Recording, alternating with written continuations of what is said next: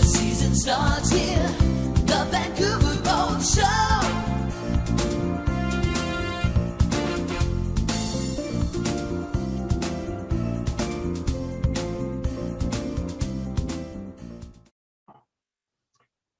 Good afternoon, everybody. Thank you for joining us, and thank you for coming to the VIBS, sponsored by Freedom Marine International Yacht Sales in Vancouver. All right, so in this session that we're about to take part in, should you experience any technical difficulties, please contact me, your moderator, in the chat window, and I'll do everything I can from my end to help you.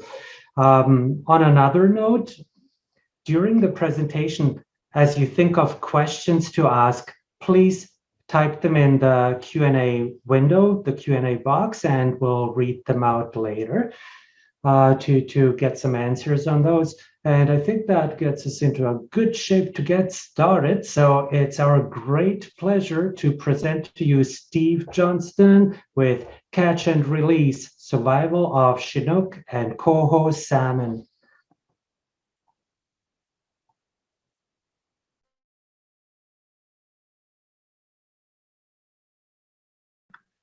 Okay, thank you, Bobby, and thank you everyone for tuning in today. And my name is Steve Johnston. I'm a member of the Pacific Salmon Ecology and Conservation Lab at UBC.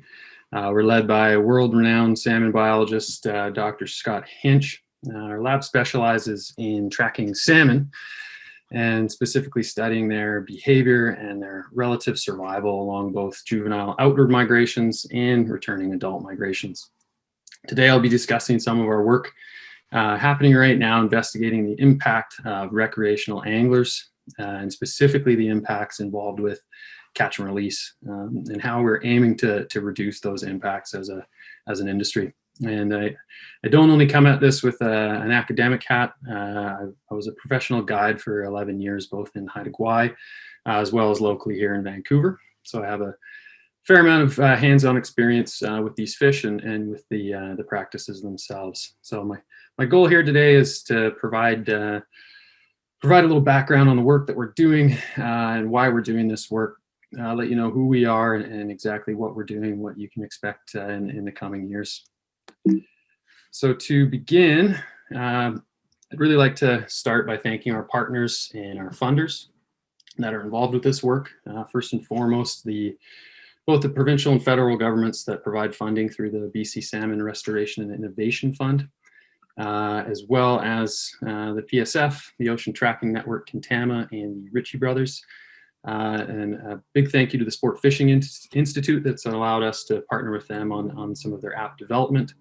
As well, Harbor Chandler and Mustang Survival for providing us gear and some safety equipment for our time on the water, as well as Spring Roll Sport Fishing Charters out of Port Renfrew. And of course, a huge thank you to Mike Hudson and the whole team at Port Boathouse for providing assistance with our research vessel on this project. Mike and his team caught wind of our work and reached out with an idea how to make this happen in a little more comfortable way, but also just ensure that this is happening as efficiently as possible on the water. And we were remarkably lucky to complete this work on a North River Seahawk 2700 powered with Yamaha 200 horsepower engines. So we're getting from point A to point B really quickly, and as well as Xantrex for providing a 2,000 watt inverter that allows us to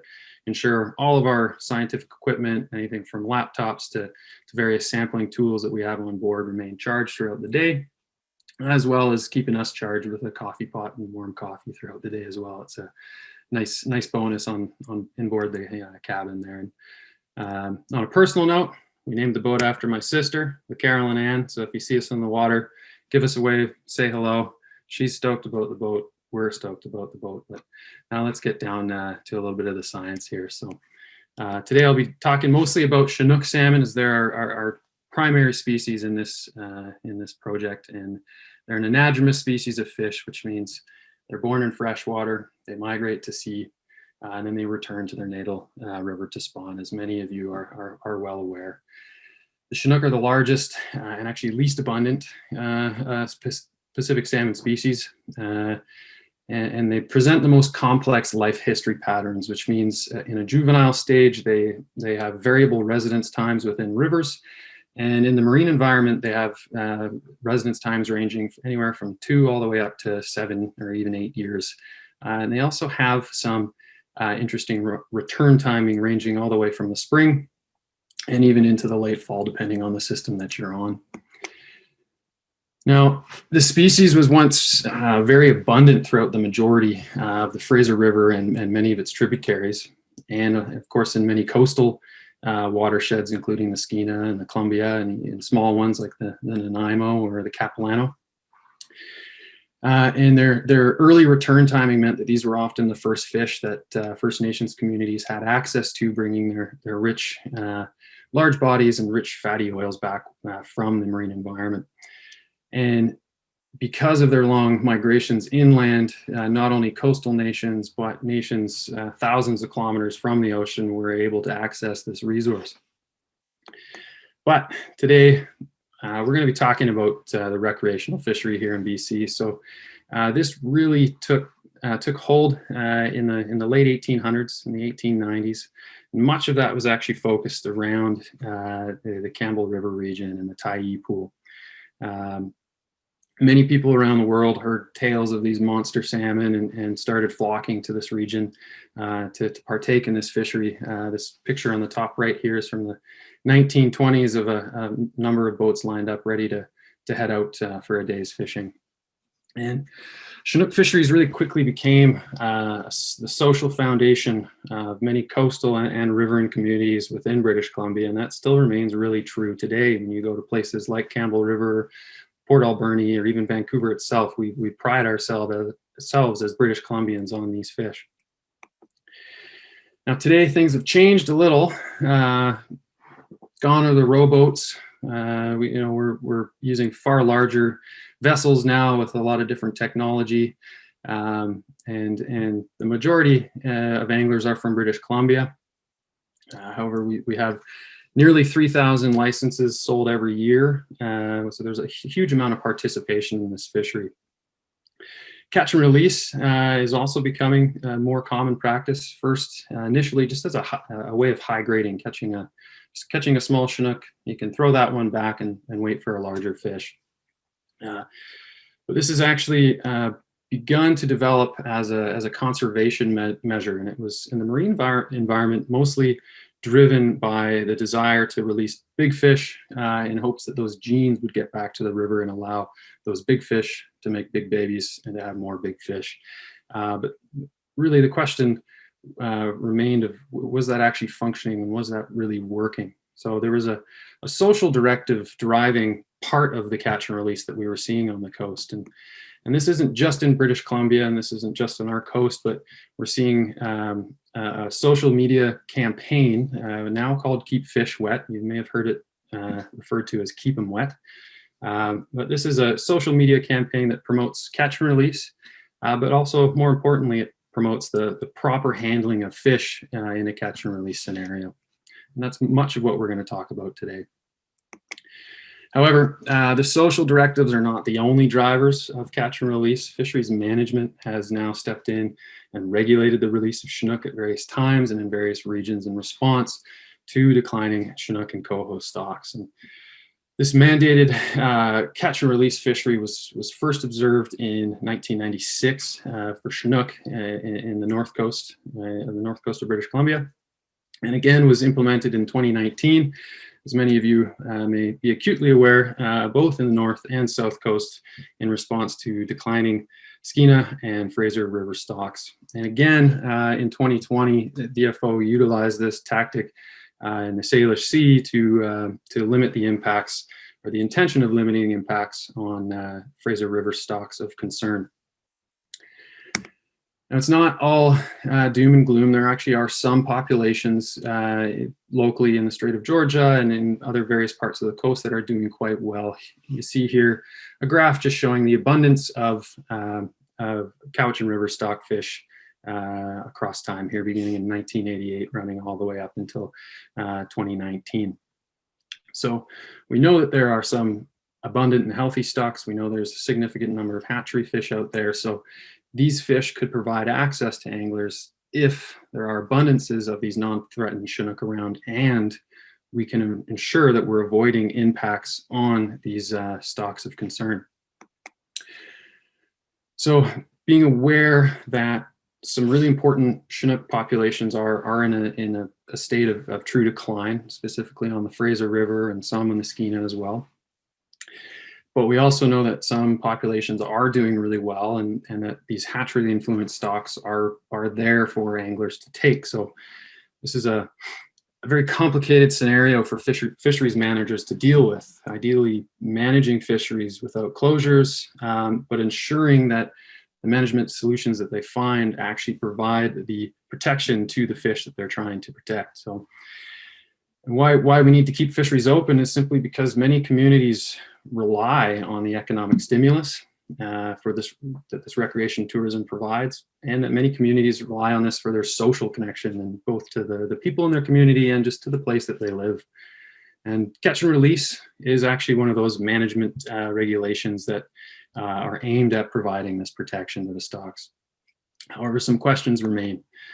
Are these fish being released alive and unharmed, which is part of DFO's selective fishing policy goals? And plainly, we just want to understand, do catch and release measures truly provide intended protection? Are these fish being released and surviving, or are too many dying post-release event? So some previous studies have provided insight to the known factors that contribute to mortality within fisheries. Specifically within rod and reel fisheries, capture, or our fighting of the fish, is related to mortality in the sense that longer fight times lead to greater mortality. This is a stressful event for the individual. The longer that occurs, the more likelihood that fish will experience mortality. Handling, we know that handling has an impact both in the air. So if we're picking that fish up, removing the hook, taking photos, that's going to have an impact on these fish as well. And actually, surprisingly, handling in water, things like ventilation assistance, trying to tail a fish and bring it back to life next to the boat, that actually has been in some studies linked to increased mortality. Injury, of course, there's damage to fins can occur, scale loss from nets, various tissue damage like puncture wounds from the hook, and specifically puncture wounds in the gills and eyes and other critical tissues. And of course, predation, predators, hot topic right now. We all, as anglers, have had experiences with the pesky seal. And lastly, well, water temperature, like increased temperatures. We know that this is a really additive effect. So any kind of stress involved in a fisheries capture scenario can be exacerbated by increased water temperatures that might be encountered later in summers.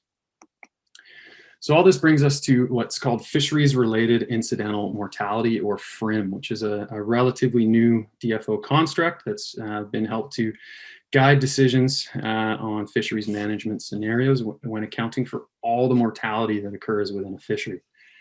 This incorporates kept catch and non-capture mortality, things like drop-off mortality or depredation from a seal, or just simply one that escapes the line, but potentially with an injury. And this also really includes post-release mortality, which we're focusing on today. So when a fish is released, this individual may survive, and it may also experience post-release mortality. And what we're trying to understand is what level of mortality occurs in this scenario. And Patterson's paper describes much of the science around post-release mortality estimates are lacking a number of important components, specifically true controls. So how can we relate these Chinook that are interacted with fishermen to a natural fish? That's a very hard thing to get at, but we're working towards that. Fishery realism. So many of these studies simply experimentally put hooks into fish's mouths. We want to get out there and do that in the way that an actual angler is going to. As well as a realistic mortality response time. So that's, again, most of the previous work is focused on short 24-hour 48-hour holding studies. And that tells you some of the mortality picture, but not the complete one. You know, are these fish able to migrate for the days, the weeks, the months required to actually get back to their home river? And we need to understand sublethal effects. These are things that we don't physically see on the exterior of the fish, things that we can look at with some genetic sampling that I'll discuss a little bit more later, as well as cumulative impacts. How does repeated capture or various types of injury, how does that affect their ability to migrate as well as developing relative risk factors. So how do these things all combine together into impacting mortality on a single individual? And so overall, we just simply need better estimates of post-release mortality and some science to investigate how to increase survival post-release, and whether that increase is through handling alterations or gear type alterations, or through the use of new technologies and methodologies that we can go out and test in our time on the water. So through our funding agent, the BC Salmon and Restoration and Innovation Fund, we're getting out on the water and testing some of this new science. And some of our objectives in this work is initially, and really first and foremost, we aim to generate measures of new measures of post-release mortality, more accurate measures of post-release mortality. And we hope to provide validation on handling practices and looking for clues that highlighting what might lead to more mortality and how we can reduce those impacts. As well, I mentioned our investigation into sublethal impacts, as well as pathogen effects. We're going to be doing this with Christy Miller's lab at the Pacific Biological Station, and looking at the genomic profile or the gene expression profile of these fish that we capture. And lastly, but likely most importantly, we're going to be developing a science-based best practices guidebook. So simply informing anglers what are the best ways to handle these fish, and how can we best reduce our mortality when we are required to release a fish, or we just simply choose to do so. So these are big questions, and this requires a really big study system. And thankfully, we have a vast acoustic telemetry array stationed within the Salish Sea in Southwest Vancouver Island. So you'll see these yellow dots on the map here. Of course, Vancouver here on the right-hand side of the map.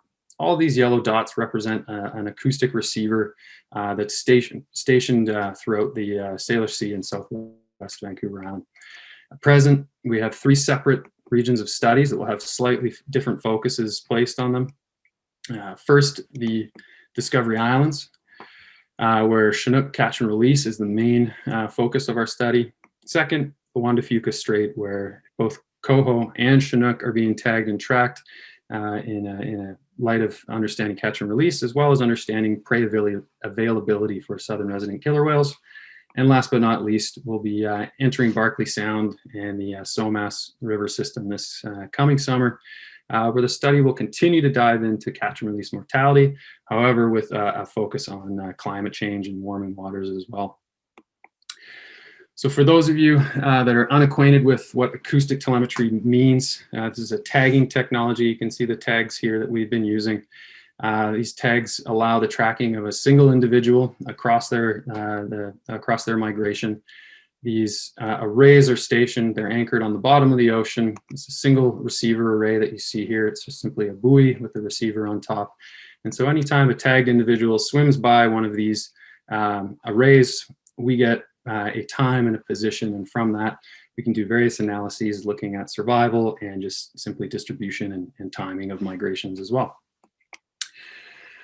Zooming in quickly here, so the Chinook catch and release component of the study will be occurring in the Discovery Islands in the northern Strait of Georgia, where we have a nice high density of receiver arrays in the region, and they're actually designed specifically to study survival. And this was designed for juvenile outmigration, so these much larger fish with much larger tags will just make this system work even better now.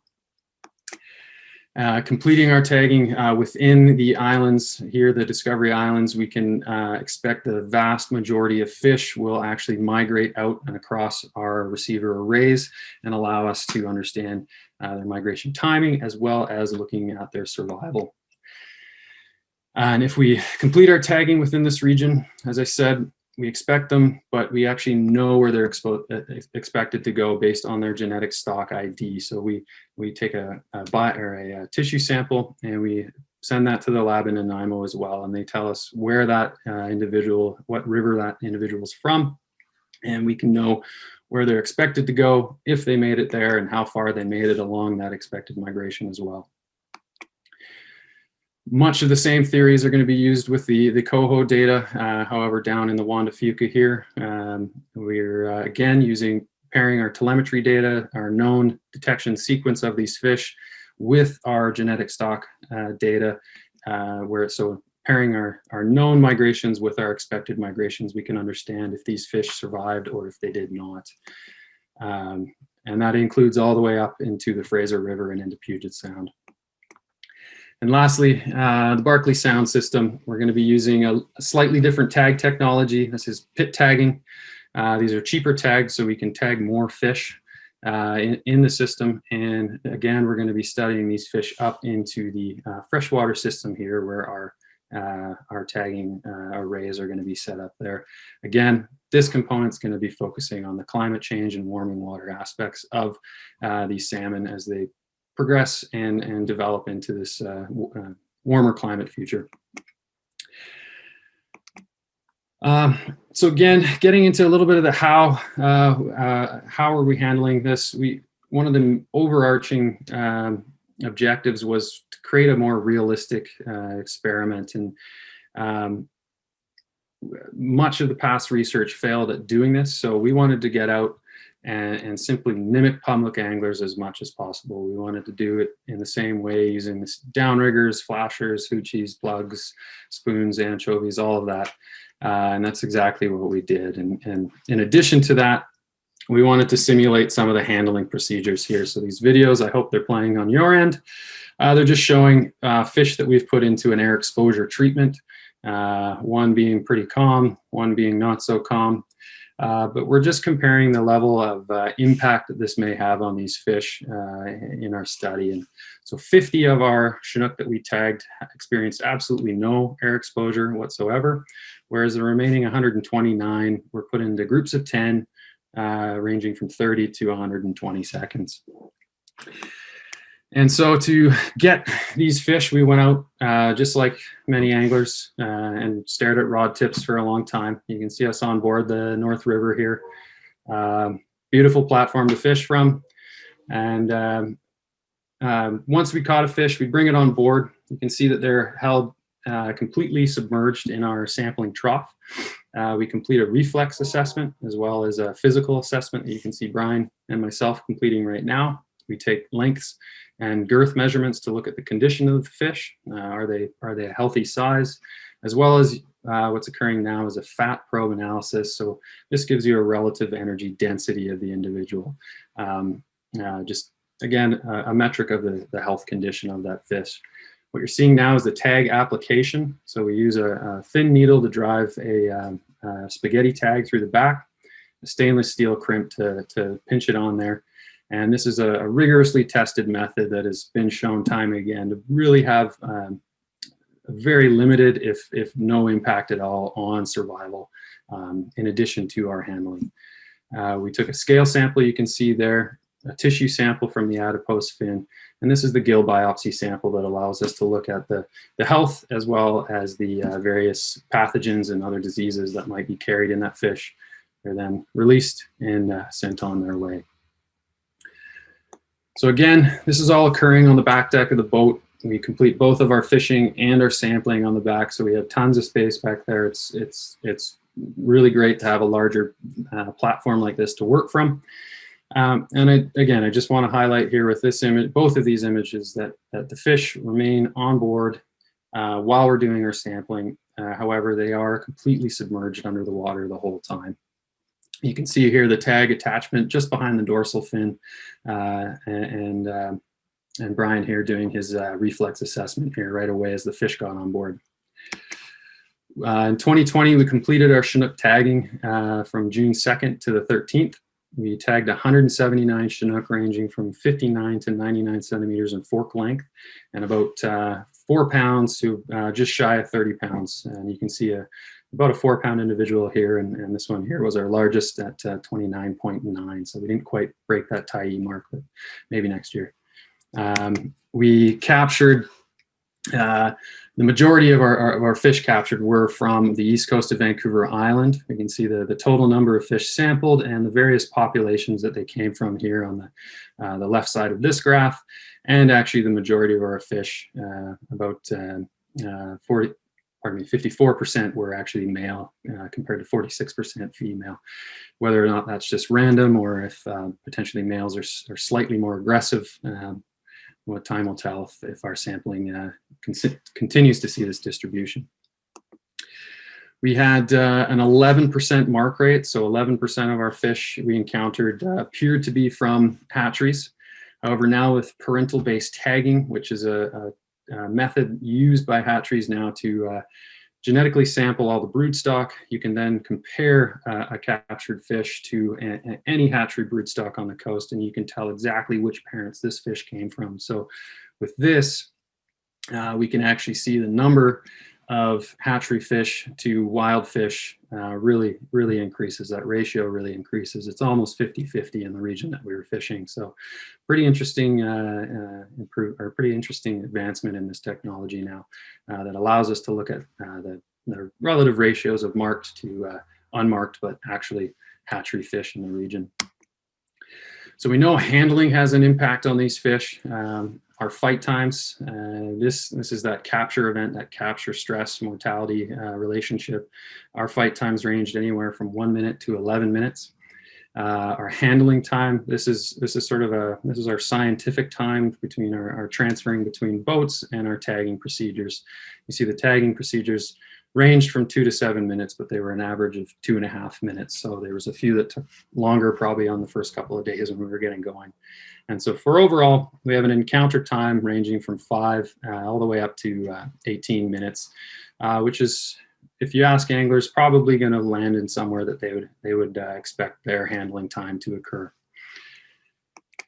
We complete these reflex action mortality predictor assessments. This is an assessment of their response to stimuli. And in previous research, we've seen that these low scores of RAMP has been related to actually really high survival. But as these RAMP scores increase, the survival actually really decreases.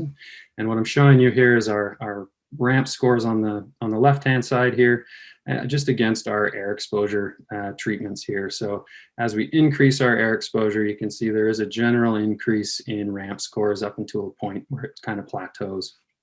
So there might be some impact of air exposure on mortality based just simply on the RAMP scores. So our fat probes, I mentioned that this allows us to look at the relative energy density of the fish, just how much fat is within their tissue. And we see a lot of variation between upriver migrating fish and low river migrating fish. Some upper Frasers are going to have really high fat, and the lower Fraser Harrison fish are going to have really low fat stores. It's just simply the amount of fuel they need to get back to their natal river. And again, our gill biopsies, we take those to look at the overall health condition of the fish and the disease state of that fish. Are they expressing the genetic signatures of a certain virus in their tissues, as well as looking at those sublethal effects? Are these fish already in a state of near death, and we're simply catching them just before that natural mortality occurs? So we know capture stress, again, we know this leads to mortality, and that actually is influenced by the various gear types that you may be using. So we catalog all the various depths of capture, the different gear types that we used, the various hook sizes. Previous research has shown pretty strong relationship between hook size and mortality, as well as hook location. So we're just trying to understand what impact are we having on this fish, and how does that relate to our eventual mortality state of that individual. Additionally, we're cataloging all the injuries. You can see our sampling trough here, full of scales and a fair amount of blood in the water as well. And that's coming from a fisheries inflicted injury. And you can see here, one occurring to the eye, something a little more severe with a totally ruptured eye, and something actually quite a bit minor, more minor, where you're seeing only a small amount of damage that an angler releasing this fish really probably wouldn't actually see that damage until that fish has swam away.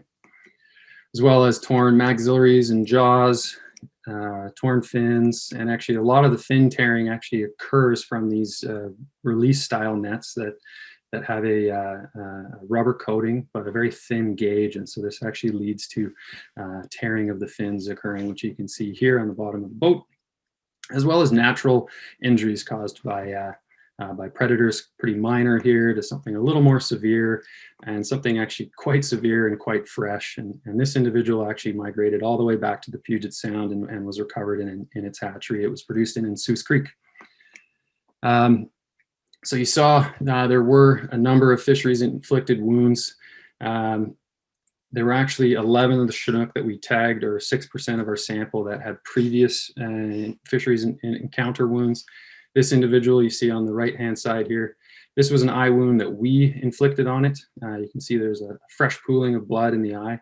And this wound on the other side of its head was actually caused by an angler prior to us. But it's promising. There's healing occurring, and even healing within the eye occurring on that individual. But 27% of fish that we landed had these fisheries inflicted eye wounds, but there was a relationship between hook size and the rate that this was occurring. These larger commercial style hooks were leading to about 2.5 times more eye injuries than your standard Gamakatsu 3/0, 4/0, 5/0 hooks. And 22% of our fish were expressing a notable bleed. Anything beyond just a puncture wound and a slow ooze of blood, we were making note of that. And even fish with significant bleeds, something that looked arterial and pulsing and actually coming from the gills, we still tagged these individuals, and we still heard back from them on our receiver detections. We had fish recaptured in a pretty broad distribution all the way from Stewart Island down into Puget Sound. 14 of those were recovered in recreational fisheries recaptured from June 26th all the way up to September 9th. And the hatchery recoveries began down in Minter Creek in Puget Sound on August 21st, all the way up to October 26th in the Puntledge River. Really lucky to receive some images of these individuals from these recapture events, both in recreational fisheries, First Nations fisheries. Some were killed, some were released. And what's really exciting about these is we actually get to see our tags. This tag here was about 3.5 months after the tagging event, whereas this one here was only about a month after the tagging event, and actually a smaller tag size as well. So it's just great to see these things, and we can see how our handling and our tagging is affecting these fish over time. I want to highlight one little individual here, caught June 6th. It was a small fish. Bottom 10% of our size range as well. It had that reflex score of being quite high, so that's related to poor survival. And we actually air exposed it for 50 seconds, so a relatively long air exposure. And we managed to rip the side of its face off, which was a really kind thing of us to do. And additionally, it actually had previous fisheries encounter wound. As you can see here, some bruising and scarring healing up. So this fish has now gone through 2 fisheries encounters and a pretty significant wound, but it was actually caught again July 17th, just south of Quadra Island. You'll recognize the missing maxilla there. This fish was released on July 17th and recovered again October 21st in the Little Qualicum hatchery by my buddy Lane that works there. So that was great. We got to see this fish 4 times throughout its journey in the Strait of Georgia. In addition to the data that we're collecting, we've partnered with the Sport Fishing Institute to include a questionnaire within their catch log component of their Fishing BC app. We've had a total of 672 entries from public anglers now for both Chinook and Coho.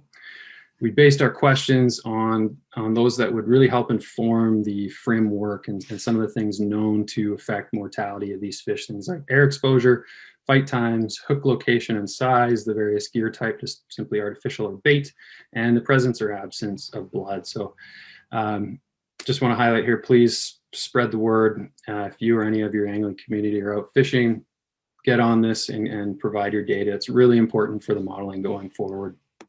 And we are seeing a lot of coast-wide support. This map's a little grainy here, sorry, but you see even up in Haida Gwaii, we were getting reporting this summer, but with the majority of the reporting occurring in Southwest Vancouver Island and the east coast of Vancouver Island here. Not all of our not all of our questions are being answered to the same degree. We're seeing only 42% of individuals answering the air exposure question. That may be confusion with simply, did we air expose it or not? No, I'm not answering that. Or no one wants to talk about air exposure, but that's okay as well. But all the way up to 98% of people reporting their gear type being used, which is great. And we can use this data to look at some interesting patterns here. Just want to highlight here with our gear type, we see 75% of individuals were using artificial lures, and of course 25% then using bait. But you see different proportions of bait use. Southwest Vancouver Island here in these blues and purples, there's a lot more bait being used for that region, whereas comparatively the northern Strait of Georgia, where there's a lot more artificial use occurring up there, which likely doesn't surprise any anglers out there. Again, hook size 4/0, pretty standard, and we're seeing that in the reporting as well. And as many anglers can tell you too, the corner hooking is going to be the one that lands the most, with upper and lower hooking leading to, or being the next highest landing rate. And what's really cool is when we compare this data from our app collection to our data, we're seeing almost perfect congruence between the two. We had 43% fish hooked in the corner, upper being the next highest, lower being the next highest, which is great because we're going to be able to use a lot of this data that we're collecting from the app in future modeling. And to round it out here, our air exposure, 60% of individuals reporting 0 to 30 seconds, and some individuals even reporting upwards of 2+ minutes of air exposure. So people are being honest, which is great. It's nice to see. And again, into our fight times, we ranged from 1 to 11 minutes. And we see the vast majority of reporting occurring in that time, but it did range all the way up to 45 minutes here on a single individual, but an overall average of 7 minutes. And again, our blood loss here, we see about 80% reporting no blood loss. And if you remember, that was actually almost identical to the blood loss reporting that we had in our data collection as well, which again, this is exciting for future modeling, but it also really tells us that we're doing a good job of representing recreational anglers when we're out there doing this sampling. And that's both great in terms of mortality estimates, but it's also great for future broader scale mortality modeling for the entire coast of BC. So one of our goals is, of course, to improve the FRIM research, and have we made improvements to the necessary research on FRIM, and we think we have. We think we're getting there. So one of the first questions was true controls. Now this is a nearly impossible thing to get at, but we're going to be completing boat side tagging of fish this year rather than putting fish in a net. We're simply going to bring them alongside into a trough and complete our sampling and our tagging right beside the boat, so these fish will have never left the water, and that's really likely going to be the closest thing we can get to a non-impacted Chinook at any point in time in the study. Realism, I mentioned that with comparing our data to our app data, we appear to be representing the recreational anglers quite closely in both our hooking and handling methods, as well as the physical damage that we're causing these fish. And response time, this is the issue with really limited response times in the previous work, only being 24 hours or 48 hours in holding experiments. And so in holding experiments, you both increase mortality through increased stress, but you also reduce mortality through lack of predation and those types of things that might be occurring naturally. So a few take-home messages here. First, Chinook and Coho stocks in some areas are really truly in a dire situation. And as anglers, we really need to care about this. These fish are the foundation of our fishery. Without them, there's no fishery. So we should care about trying to do the best that we can to protect these fish in the event that we are releasing them. And that's what we're trying to help the fishery do right now. Second, we're out there. There's going to be tags encountered in the Strait of Georgia, Juan de Fuca Strait, as well as Barkley Sound in the Alberni Canal. So please, if you encounter a tagged fish, record the tag ID. Let us know when and where these tags were recovered. Unreported tags, they can look like undue mortality, and this just inflates our mortality metrics. So if you have a bunch of tags at home and you're thinking, oh, I don't want to tell these scientists anything, well, now our mortality estimates are going to go up. And you can harvest these fish, go ahead, but just please report the tags to us if you do get them. Also, please use the Fishing BC app anytime that you're out there. Fill in the survey. More data means better data, and we can use this going forward in some of our modeling.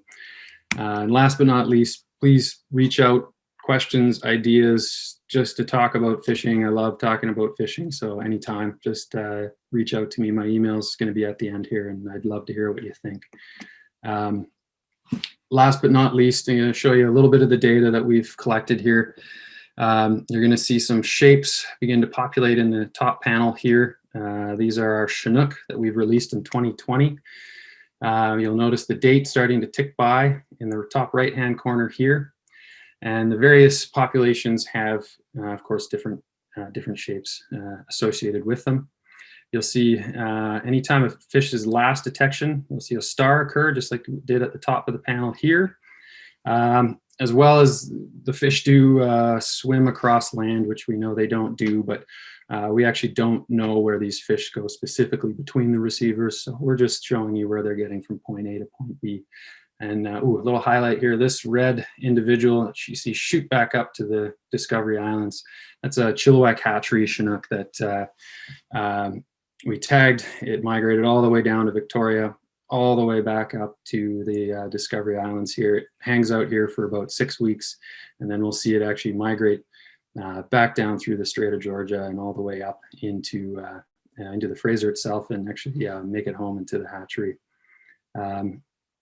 It's a really powerful tool. We do see some very obvious pattern differences between the different stocks. Of course, our qualicum and puntledge fish hanging out in the Strait of Georgia for quite a long time, whereas the majority of the others actually start to exit the area quite quickly. So with that, these guys just all end up getting back to the hatchery. These are our hatchery and fisheries recoveries. So with that, I'd just like to say a really big thank you to all of our partners again on this work, specifically the Port Boathouse and the Sport Fishing Institute, all the members of the Pacific Salmon Ecology and Conservation Laboratory. Thank you to, again, Mike Hudson and Port Boathouse for helping us out with this beautiful boat. And again, my email here in the top left corner, our laboratory website here. And if you want to check out those visualizations, you can find them here. It can those links are actually in the chat there. You can copy and paste them. So thanks again. And yeah, look forward to your questions. All right. Thank you, Stephen, for that very informative presentation. So we have several questions here, and anybody who wants to raise their hand, we could open your audio channel also to have you participate. So we have Gordon asking, difference in mortality between single and triple hook. So that was something we decided not to look at this year, simply because a lot of work has been done in the past and has shown that there is a slight impact of treble hooks on mortality. I know it's commonly used on the coast here with anchovies, and maybe it is something we need to look at. But in our first couple of years here, we just figured. It's known to cause mortality, or it's known to increase mortality. So maybe let's just focus on other questions at this time. Okay, and Gordon's asking whether rubber mesh nets are better than twine. So that's a question of the actual gauge of the mesh that, at least in what we're seeing, there are some rubber meshed nets that have a really fine gauge, and this does lead to fin tears when the fish are brought on board. Previous research again has shown tearing of fins in river environments is quite linked, or is strongly linked with mortality increases.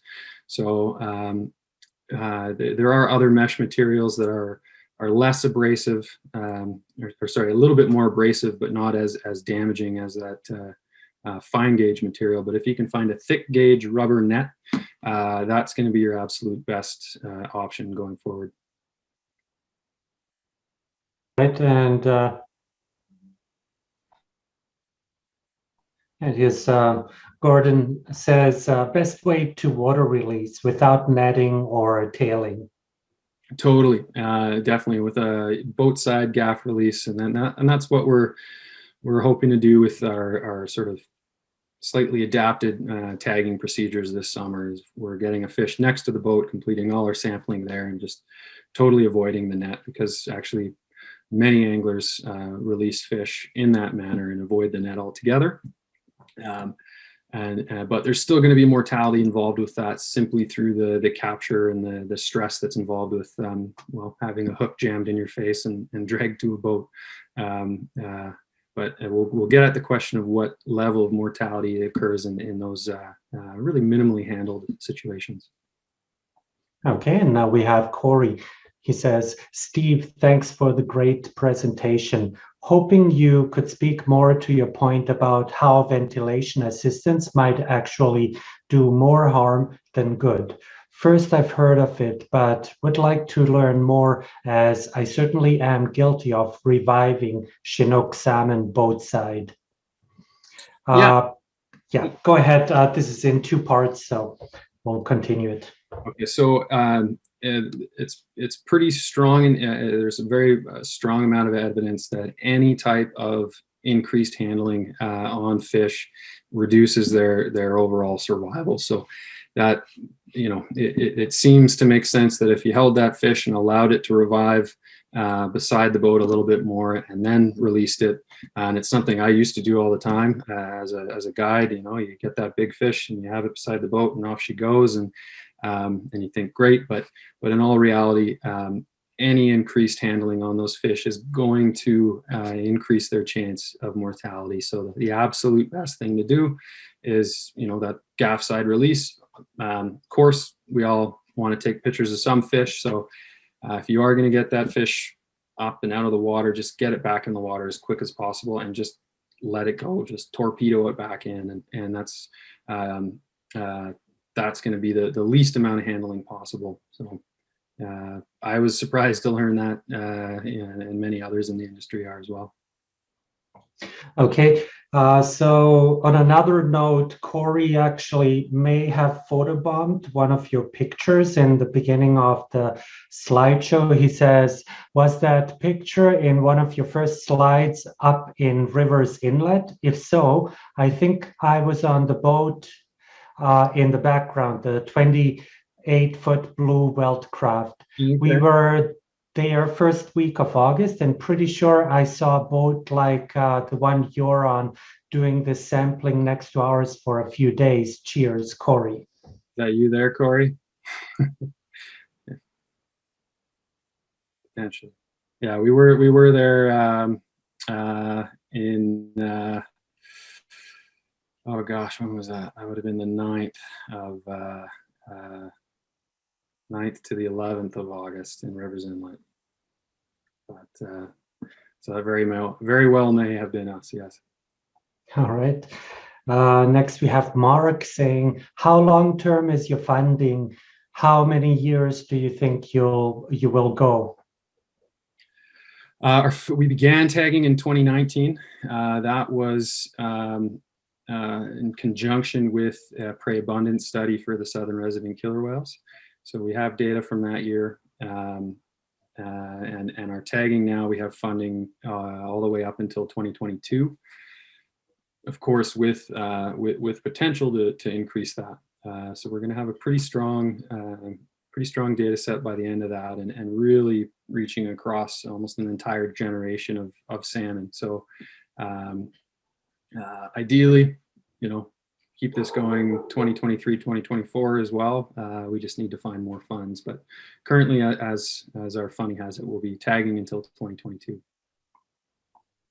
Okay, and here's Jeff saying, does the fisheries minister have access to this information? Yes, we're not, well, the SFI, the SFAB all are aware of our findings so far. And so if they'll be passing along this information to the relevant individuals that need to hear it. Hi, Junior. And here's a question from an attendee. Have done enough single versus treble hooking and landing success rate comparisons. I no longer use trebles. Neither do I. I find the single hook seems to hold them a little better, and you're just less likely to cause damage. So I've made the same choice in my fishery. Okay, and here's Stephen saying, is there any information or statistic on the type of mortality, fisher versus seal? So that's a really tough one to get at, Stephen. The seal predation is it's so variable depending on where you go. So from one location to the next, you might fish all day, all summer, and not see a seal, and then in a point, just a couple hundred, maybe a half a kilometer away, you're going to actually get sealed all the time. And so we've not really tried to dive into that yet. Maybe coming or down the road, we'll hopefully dive into that more, but. At this point, it's just such a tough question spatially to get at because it varies so much from place to place. So for now, we're just really trying to find a foundation of mortality for these fish, and then get into those more complex questions later. All right, we don't have any raised hands, and we've gone through all the questions. So this brings us to the end of the presentation, unless you have more that you can share, Stephen? Nothing really comes to mind at this time. I guess, again, just highlighting the fact that, report and return tags, spread the word to your other fishing buddies, as well as use the app as much as you can. The more data that gets included in that, the more powerful that data is. And yeah, I can't stress that enough. The more data, the better. So yeah, please get out and use it. And again, reach out. My email's here. Shoot me a question anytime. Shoot me a suggestion anytime. Great recap. Thank you so much. So this was Steve Johnston, with Catch and Release Survival of Chinook and Coho Salmon. I'd like to thank you, Stephen, and thanks to everybody who attended and came to the VIBS. It's great to have you here. And our sponsor, Freedom Marine International Yacht Sales, has helped us all to get this show on the road. And yes, please check out our info booth and enjoy the rest of the show. Thank you very much, Bobby.